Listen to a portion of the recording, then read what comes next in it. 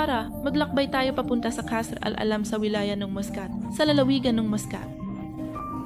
Ang Qasr al-Alam ay kilala sa mga elementong arkitektural at artistikong dekorasyon nito, pati na rin sa alon-alon nitong bubong na sumasalamin sa dagat, sa malalim na kasaysayan, sa pandagat na armada ng Oman at sa imperyo nito. Isa ito sa mga pinakamatandang palasyo sa Sultanato ng Oman. At dati itong kilala bago ang dekada 70 bilang Bait al-Alam. Pinalilibutan ito ng dalawang kuta, ang Al-Jalali at Al-Mirani.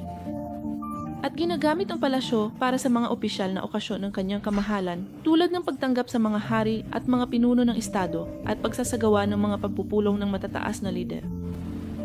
At para mas makilala pa ang pook na ito, balikan natin ang mabilisang simbolo ng katapatan at mag-enjoy sa kakaibang karanasan kasama ang Kashati.